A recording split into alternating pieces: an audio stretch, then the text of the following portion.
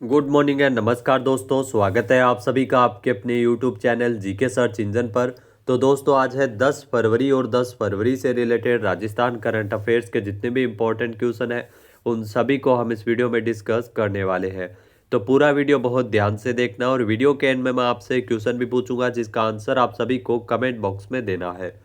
कल के वीडियो में मैंने आपसे क्वेश्चन पूछा था जो था हाल ही में राजस्थान में 51वां ऑल राजस्थान रोड शो 7 फरवरी से कहां आयोजित किया गया है। तो इसका आयोजन है वो जयपुर में किया गया था। सी ऑप्शन यहाँ पर बिल्कुल सही था। जिन दोस्तों ने सी ऑप्शन कमेंट बॉक्स में सही जवाब दिया था उनको हार्दिक शुभकामनाएं। तो जयपुर के सिटी पार्क में स्थित मानसरोवर में 7 और 8 फरवरी को 51वां ऑल राजस्थान रोड शो का आयोजन है वो किया जा रहा है। The rose society of Rajasthan के द्वारा आयोजित इस कार्यक्रम में गुलाब की 300 से ज़्यादा दुर्लभ प्रजातियां, पेंटिंग प्रतियोगिता, क्विज और गुलाब के पौधे लगाने का प्रशिक्षण इसमें मुख्य आकर्षण रहे थे। ये प्रदर्शनी फूलों के प्रेमियों के लिए एक विशेष अवसर है जिसका आयोजन जयपुर में किया गया था। तो चलिए शुरू करते हैं, लेकिन उससे पहले कल के क्वेश्चन का रिवीजन कर लेते हैं। तो कल के 5 महत्वपूर्ण क्वेश्चन थे। जयपुर में 5 से लेकर 8 फरवरी को इंडिया स्टोन मार्ट 2026 का आयोजन किया गया जिसमें अलग अलग 36 कैटेगरी में, जिसमें श्रेष्ठ स्टॉल, हस्तशिल्प कलाकार और संस्थानों को सम्मानित किया गया था। नेक्स्ट है बीकानेर में 5वीं summer Rajasthan body building championship 2026 का आयोजन 5 अप्रैल 2026 को पुष्करणा स्टेडियम बीकानेर में किया जाएगा। नेक्स्ट है राजस्थान के अलवर में 8 फरवरी को टाइगर इंटरनेशनल हाफ मैराथन 2026 का आयोजन किया गया था। नेक्स्ट है एशियाई लैक्रोस गेम 2025-26 में भारत ने पुरुष और महिला दोनों वर्गों में खिताब जीता है, स्वर्ण पदक जीता है। तो एशियाई लैक्रोस गेम 2025-26 में उदयपुर की 9 महिला खिलाड़ी और 5 पुरुष खिलाड़ी उदयपुर के इसमें शामिल थे। नेक्स्ट है उदयपुर में Vedanta Udaipur world music festival का आयोजन है वो 6 से लेकर 8 फरवरी तक किया गया था। तो चलिए शुरू करते हैं आज के राजस्थान करंट अफेयर्स।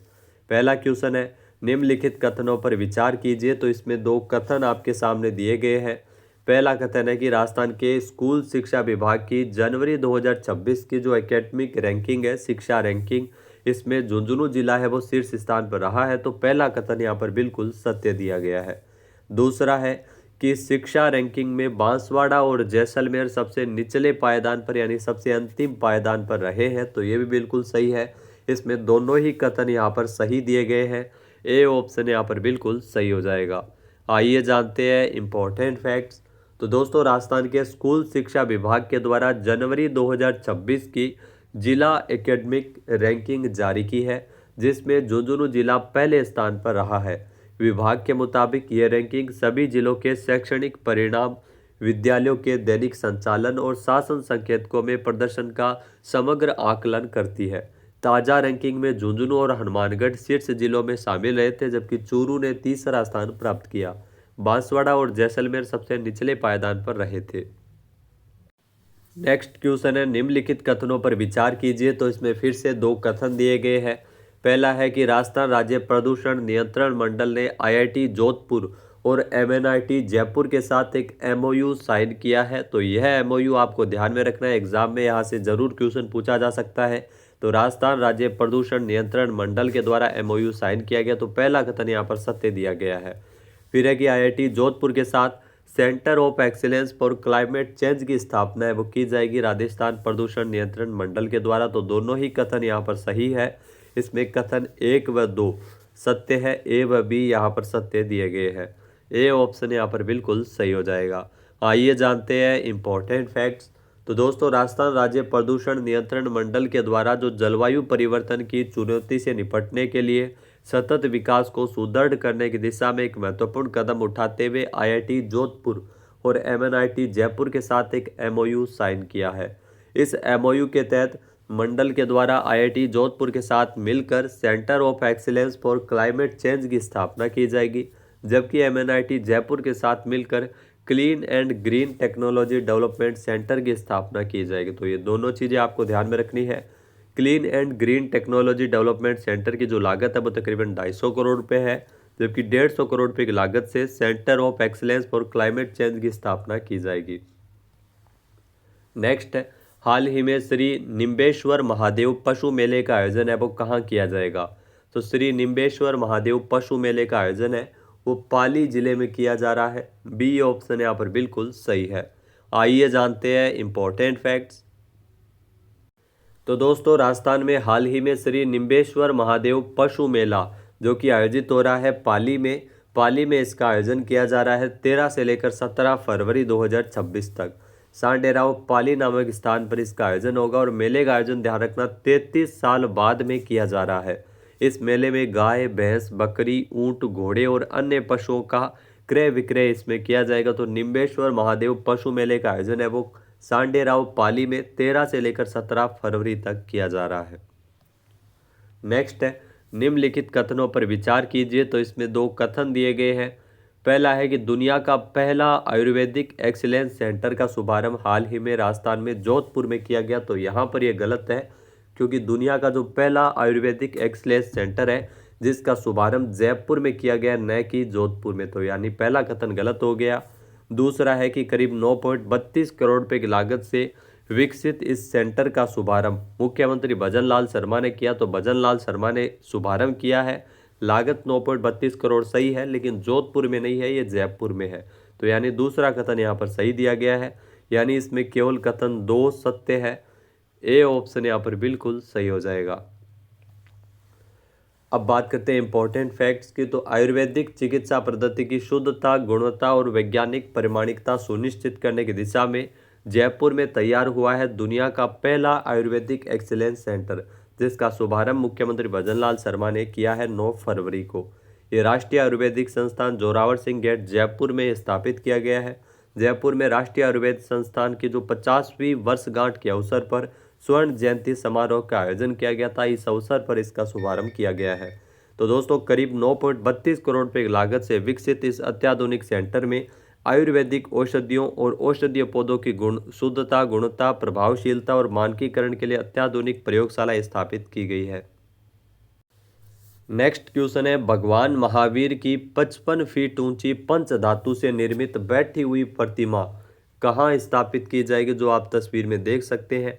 ये भगवान महावीर की 55 फीट ऊंची पंच धातु से निर्मित बैठी हुई प्रतिमा है जिसकी स्थापना बाड़मेर जिले में की जा रही है। यानी कि सी ऑप्शन यहाँ पर बिल्कुल सही हो जाएगा। आइए जानते हैं इंपॉर्टेंट फैक्ट्स। तो दोस्तों राजस्थान में जैन तीर्थ के रूप में बाड़मेर का जो कुशल वाटिका क्षेत्र अब ख्याति हासिल कर रहा है। जैन समाज की आस्था का एक भव्य केंद्र विकसित हो रहा है। भगवान महावीर की ये 55 फीट ऊंची पंच धातु से निर्मित बैठी हुई प्रतिमा यहाँ बाड़मेर में स्थापित की जा रही है जिसे विश्व की सबसे बड़ी बैठी हुई पंच धातु की प्रतिमा माना जा रहा है। ये प्रतिमा समवसरण के ऊपर स्थापित होगी और पूरे परिसर की कुल ऊंचाई जमीन से 155 फीट होगी। इस महत्वाकांक्षी प्रोजेक्ट पर लगभग 25 करोड़ रुपए लागत आ रही है। मंदिर परिसर में जमीन से करीब 100 फीट ऊंचा 3 मंजिला मंदिर बनाया जा रहा है। दूसरी और तीसरी मंजिल पर जैन शास्त्रों पर आधारित संग्रहालय भी विकसित किया जाएगा। अब बात करते हैं दोस्तों आरपीएससी जूनियर केमिस्ट के एग्जाम में पूछे गए करंट अफेयर्स के क्वेश्चन की। तो जो क्वेश्चन पूछे गए थे वो थे कि हाल ही में राजस्थान के किस उद्योगपति को क्षेत्रीय प्रत्यक्ष कर सलाहकार समिति का सदस्य नियुक्त किया गया है। यहाँ दोस्तों राजस्थान के अजय डाटा जिनको क्षेत्रीय प्रत्यक्ष कर सलाहकार समिति का सदस्य नियुक्त किया गया। 4 नंबर ऑप्शन यहाँ पर बिल्कुल सही है। आरपीएससी जूनियर केमिस्ट के एग्जाम में एक क्वेश्चन पूछा गया था। नेक्स्ट था कि राजस्थान फिल्म पर्यटन प्रोत्साहन नीति 2025 के अनुसार इसमें यदि किसी वृत्त चित्र का जो न्यूनतम 50% स्क्रीन समय राजस्थान की आउटडोर लोकेशन को दिया जाता है तो उस वृत्त क्षेत्र के लिए जो सब्सिडी की राशि है वो कितनी होगी। तो यहाँ पर ये चीज़ आपको ध्यान में रखनी है। सब्सिडी की राशि है वो इसमें 2 करोड़ रुपए या 30%। अगर एक ऐसा ऑप्शन में होता तो सही होता।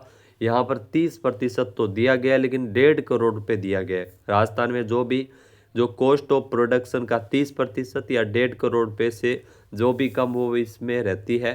तो यहाँ पर 3 नंबर ऑप्शन है वो बिल्कुल सही हो जाएगा। लेकिन यहाँ पर ये गलत इसलिए है क्योंकि 30% तो दिया हुआ है लेकिन 2 करोड़ नहीं है।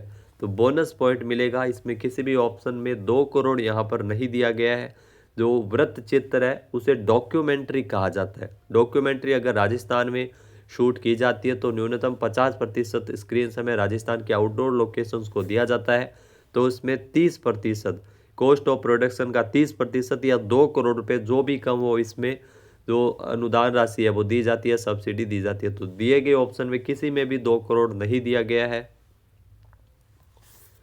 तो नेक्स्ट जो क्वेश्चन पूछा गया था कि दिसंबर 2025 में किस स्थान पर मारवाड़ महोत्सव का आयोजन है वो किया गया था। तो मारवाड़ महोत्सव ध्यान रखना, वैसे तो ये राजस्थान में ही होता है, राजस्थान में जोधपुर में मारवाड़ महोत्सव होता है, लेकिन दिसंबर 2025 में एक भारत श्रेष्ठ भारत की भावना को बढ़ावा देने के लिए ये ओडिशा में, संबलपुर ओडिशा में मारवाड़ महोत्सव का आयोजन है वो किया गया था दिसंबर 2025 में।